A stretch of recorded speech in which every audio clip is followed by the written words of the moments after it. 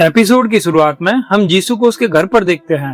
वो काफी परेशान था क्योंकि अब उसके पास कुछ भी पैसे नहीं बचे थे और लगातार कॉल करके अपने पापा के बारे में पता करने की कोशिश कर रहा था। आखिरकार उसे उनका एड्रेस मिल जाता है और फिर वो अपना टीचर चेक करता है। मतलब साफ था, अब जीसू सीधे अपने पापा के पास जाने वाला था। लेकिन जैसे ही वो घर से निकलता है, लिफ्ट में उसकी मुलाकात यूरी से हो जाती है। वो मौका देखकर अपना फोन वापस लेने की कोशिश करता है, लेकिन हर बार की तरह इस बार भी नाकाम रहता है। अब दोनों एक ही बस में सफर कर रहे थे।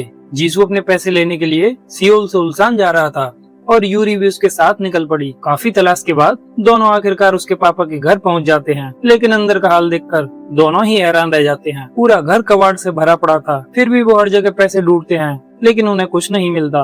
अब मजबूरी में दोनों वहीं बैठकर उनके आने का इंतजार करने लगे थे। इसी दौरान यूरी जीसू से कहती है, तुमने दलाली के काम से 60 मिलियन वॉन तो कमा लिए, लेकिन वो सारे पैसे खत्म हो चुके। जीसू उसे समझाने की कोशिश करता है, मैं दलाल नहीं हूँ, सिक्योरिटी एजेंट हूँ जो कि एक ऑनलाइन काम करता है। इस पर यूरी कहती है, तुम चाहे दलाल हो या सिक्योरिटी गार्ड, लेकिन जो मैंने आइडिया दिया था इस काम को और बड़ा करने का, उसके बारे में एक बार जरूर सोचना। बातें करते करते दोनों वहीं सो जाते हैं। अब सुबह हो चुकी थी। जैसे ही जीसू की आंख खुलती है, वो अपने पापा को सामने पाता है, जो कि चुपचाप अपना लैपटॉप ले जाने की फिराक में थे। उसे जागते देख वो वहाँ से भागने की कोशिश करते हैं, लेकिन यूरी तुरंत उन्हें पकड़कर गिरा देती है। यूरी को देखकर वो मजाक करते हुए कहते हैं, तुम जरूर इसकी गर्लफ्रेंड होगी, लेकिन तुम इतनी गुड लुकिंग हो तो फिर इस ढक्कन के साथ क्या कर रही हो। जीसू गुस्से में टेजर निकालता है और उनसे अपने पैसों का हिसाब मांगने लगता है। और फिर उसके पापा लैपटॉप खोल कर दिखाते हैं। वो बताते हैं उन्होंने सारे पैसे ऑनलाइन क्रिप्टो करेंसी में लगा दिए हैं। लेकिन यूरी जैसे ही स्क्रीन देखती है, वो तुरंत समझ जाती है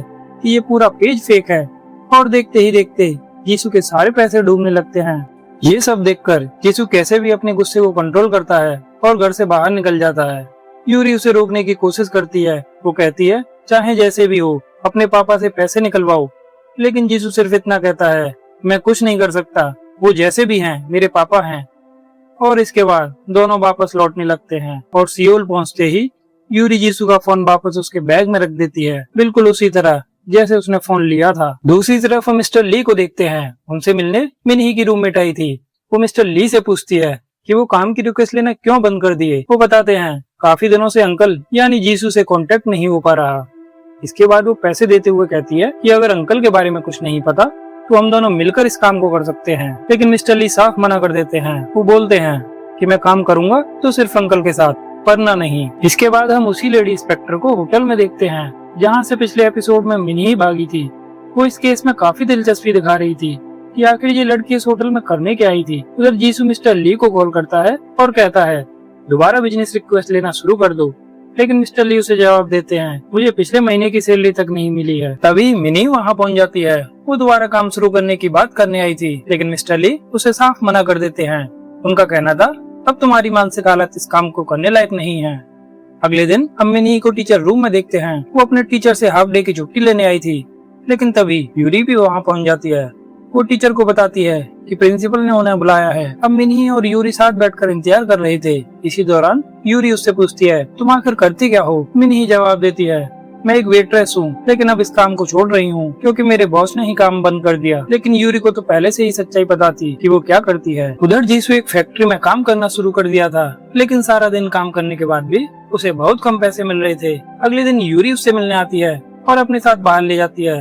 वो जीसू को कुछ पैसे देते हुए कहती है, ये मिस्टर ली की महीने की सैलरी है, तुम दोबारा उसी काम को शुरू कर दो और अब हम दोनों पार्टनर हैं। लेकिन जीसू उसका ऑफर ठुकरा देता है और बोलता है, ये काम मजाक नहीं है, और वहाँ से चला जाता है। आगे हम स्कूल में देखते हैं, जीसू चलती हुई क्लास में सो रहा था और जीसू का ध्यान अब पढ़ाई में बिल्कुल नहीं लग रहा था। उसके टीचर उसे समझाते भी हैं, लेकिन उसकी मन में कुछ और ही चल रहा था। इसी बीच स्कूल के मिड टर्म एग्जाम का रिजल्ट भी आ गया और इस बार जीसू के सबसे कम नंबर आए थे। उसका एक क्लासमेट उसका मजाक उड़ाने लगता है, लेकिन जीसू इस बार चुप नहीं रहता। गुस्से में वो एक जोरदार मुक्का मारता है और फिर सीधे यूरी के पास जाकर कहता है, चलो वो काम दोबारा शुरू करते हैं। और इसी के साथ एपिसोड 3 यहीं खत्म हो जाता है।